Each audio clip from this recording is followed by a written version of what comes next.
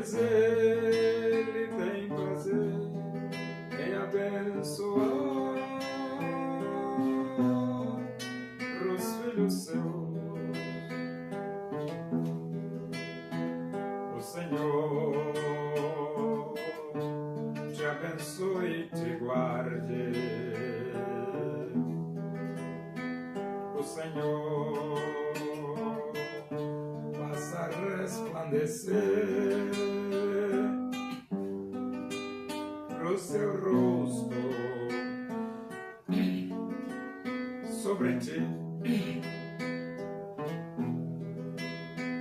e tenha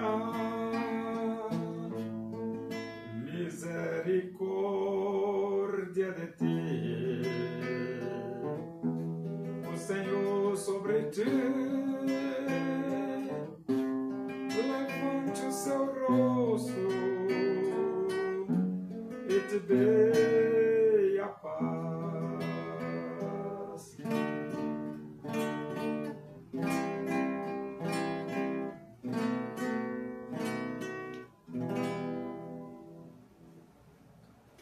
Vamos abrir a Bíblia Sagrada. Segunda Epístola de Paulo aos Coríntios, capítulo 6. Nós vamos ler do versículo 4 até o versículo 10. Diz assim as Escrituras Sagradas, a Palavra de Deus. Pelo contrário, em tudo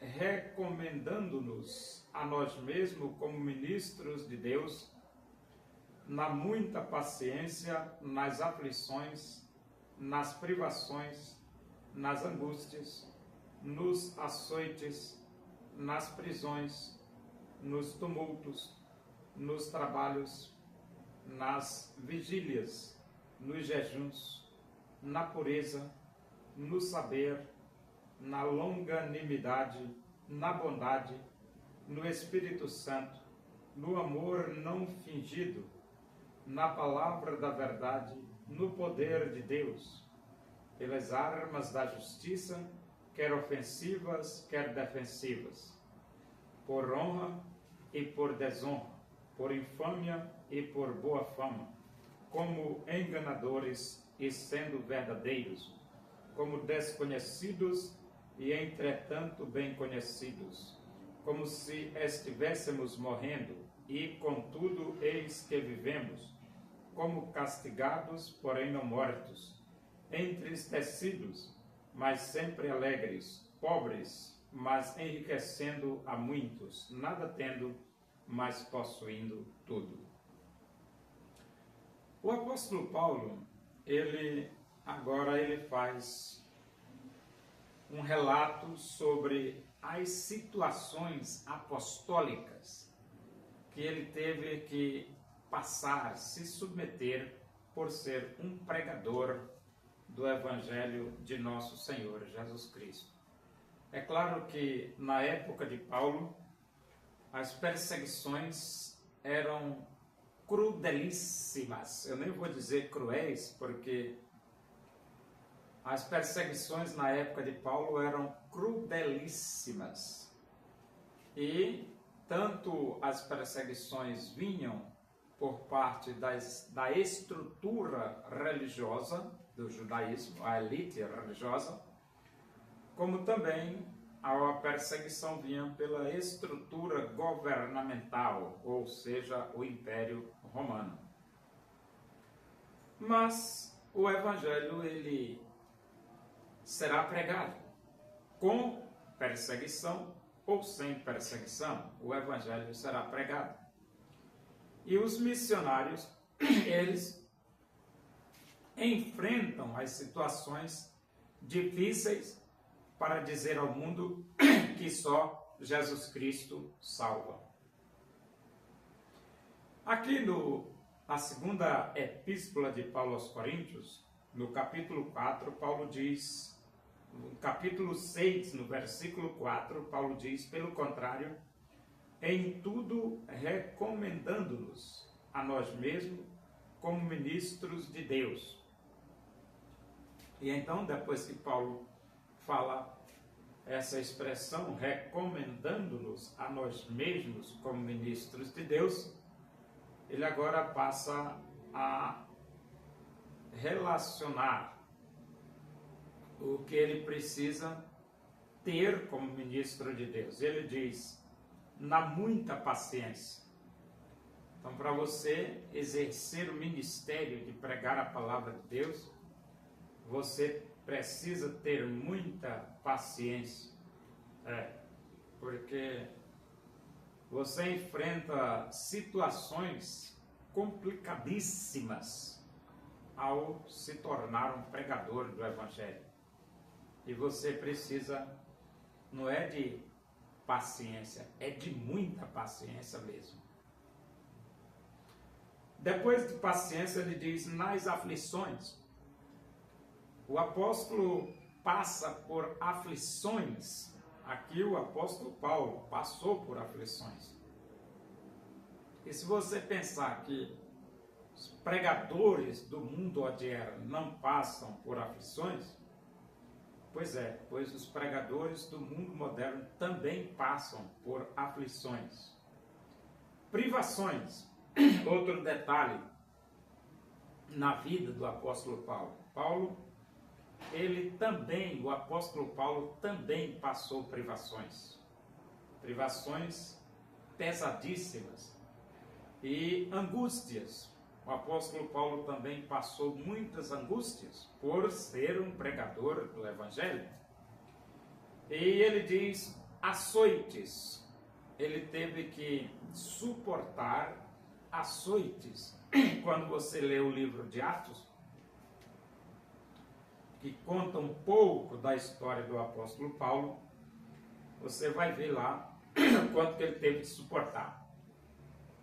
Prisões. O apóstolo Paulo teve que suportar prisões, tumultos.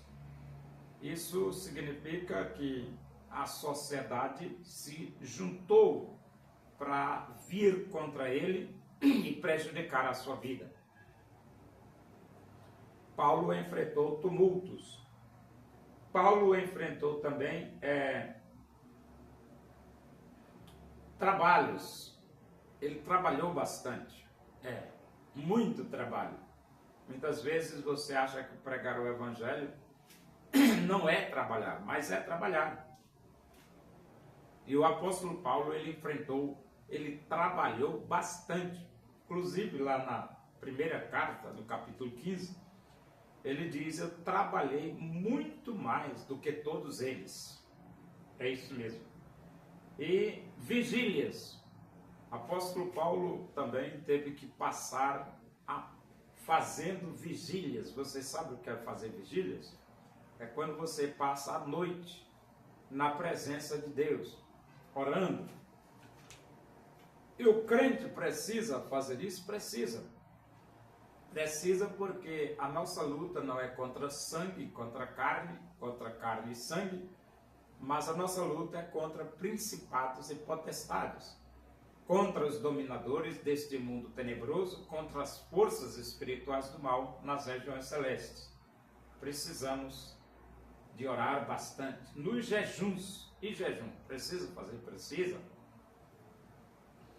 Tem coisas que só o jejum consegue, só você jejuando você consegue resolver. Na pureza, o apóstolo precisa ser puro? Sim. Sim, porque nós somos o sal da terra e a luz do mundo. E para ser sal da terra e luz do mundo, é fundamental a pureza. No saber, precisamos também estudar bastante. Precisa saber. Na longanimidade. A longanimidade também é ser longânimo, ser paciente. No Espírito Santo, no amor não fingido. O apóstolo pregador precisa depender 100% do Espírito de Deus, ou seja, precisa andar na plenitude do Espírito Santo. No amor não fingido, o apóstolo pregador não pode ser hipócrita, porque o que seria amor não fingido? O amor fingido é hipocrisia, o amor não fingido isento de hipocrisia. Então o apóstolo não pode ser hipócrita, o pregador do evangelho não pode ser hipócrita. Na palavra da verdade, ou seja, tem que defender a verdade, pregar a palavra verdadeiramente limpinha como ela é, no poder de Deus. A Bíblia diz: recebereis poder ao descer sobre vós o Espírito de Deus. E depois ele diz: pelas armas da justiça, quer ofensivas, quer defensivas. Então, o apóstolo usa armas defensivas e armas ofensivas. Armas ofensivas e armas defensivas. Mas armas de justiça. É isso mesmo. E então, porque nós estamos numa guerra, e numa guerra você precisa tanto atacar, como precisa se defender. Tanto precisa atacar como se defender. Então você tem armas de ataque e armas de defesa. Uma das armas do ataque do pregador é a palavra de Deus. E a arma de defesa é o escudo da fé. Entendeu? E ele diz: por honra e por desonra. Então, como pregador do evangelho, você passa por momentos de honra e momentos de desonra. Isso é natural. Você vive uma sociedade complicadíssima. E quem sofre em uma sociedade complicadíssima é o pregador do evangelho. Por infâmia e por boa fama. Então você tem que enfrentar a infâmia e tem que enfrentar também a boa fama. Tudo isso faz parte da vida do pregador do Evangelho de Cristo. Como enganadores e sendo verdadeiros. Então, você é taxado de enganador como pregador do Evangelho, mesmo você sendo verdadeiro, mas você é taxado de enganador. Jesus era verdadeiríssimo, mas ele foi taxado de enganador, de embusteiro. Jesus Cristo. E o apóstolo Paulo não foi diferente, ele também passou por momentos chamado de enganador, mas ele era verdadeiro. E os apóstolos modernos também enfrentam essa situação. Aí você diz: mas existe os apóstolos enganadores. De fato existe. Mas não significa dizer que não exista também apóstolos verdadeiros. Mas o fato é que os enganadores recebem a fama de enganadores e os verdadeiros também recebem essa profanação de enganadores. E quem é o verdadeiro juiz? O verdadeiro juiz é Deus. Deus ele vai decidir, porque Deus conhece os desígnios do coração das pessoas. E ele diz: como desconhecidos, entretanto bem conhecidos. Então, o pregador é muito bem conhecido, mas é tratado como se não fosse, como se fosse desconhecido. E ele diz: como se estivéssemos morrendo, contudo eis que vivemos. É verdade. Então, muitas vezes, parece que estamos nas últimas, mas estamos vivos para dizer ao mundo que só Jesus Cristo salva, E ele diz: como castigados, porém não mortos.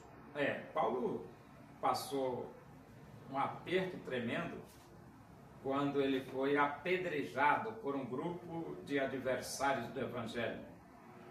E eles foram embora pensando que Paulo estava morto. Mas Paulo estava vivo. Quando eles foram embora, os apedrejadores, Paulo se levantou e continuou pregando o Evangelho. Então, castigados, porém não mortos. Paulo foi castigado, mas não morreu. Entristecidos, mas sempre alegres. Então, a vida de pregador da palavra de Deus, de apóstolo, produz muita tristeza no coração. Aí você diz, mas como? Porque o apóstolo também é um ser humano. E o ser humano, ele é afetado pelas circunstâncias externas. Vou dar um exemplo para você.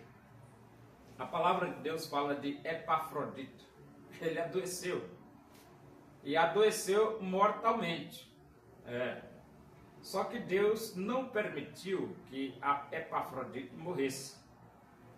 E Paulo, ele se refere a Epafrodito dizendo que Deus teve misericórdia de Epafrodito, e não somente dele, mas também de mim, para que eu não tivesse tristeza sobre tristeza. Ou seja, Epafrodito adoeceu e já é um motivo de tristeza. Mas se ele tivesse morrido, aí era tristeza sobre tristeza. Mas Deus, por amor de Epafrodito e por amor a Paulo, e por amor da própria obra de Deus, Deus não permitiu que Epafrodito morresse. Pelo contrário, Deus restaurou Epafrodito e trouxe uma alegria no coração de Paulo. Então, ele diz assim, entristecidos, mas sempre alegres.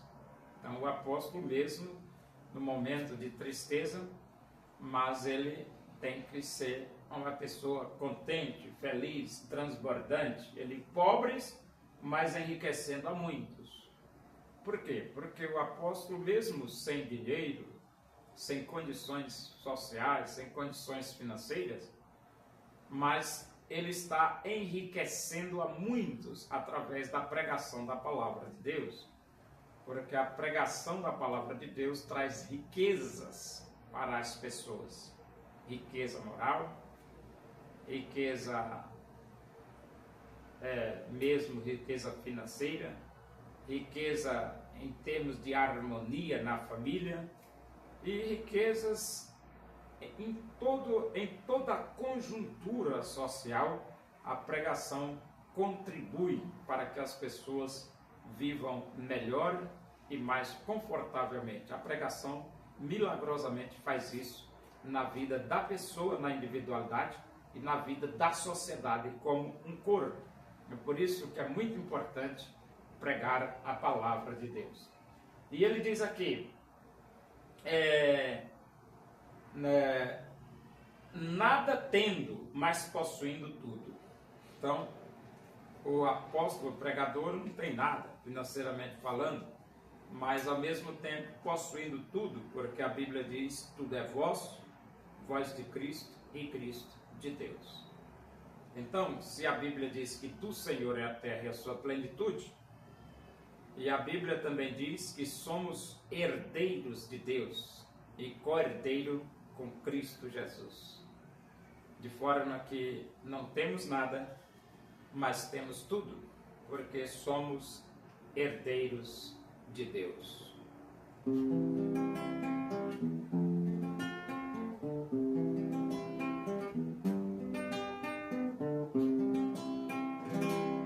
Os que estão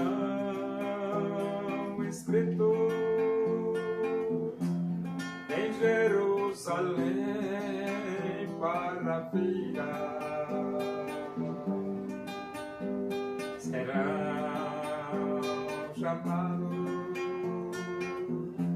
Santo do Senhor, pois Ele os limpará da culpa do sangue pelo sacrifício de Cristo, com seu sangue glorificado. Brilhará sobre eles a glória do Senhor. Serão vestidos de beleza e de esplendor. Receberão um corpo glorioso, a semelhança do corpo do Senhor. Oremos. Agradecemos a Deus por esse momento, na tua presença aí. Que o amor de Deus, a graça de nosso Senhor Jesus Cristo, a comunhão e a consolação do Espírito de Deus seja com todos nós aqui, com todo o teu povo em toda a face da terra, hoje e para sempre. Amém. Boa tarde, que Deus vos abençoe.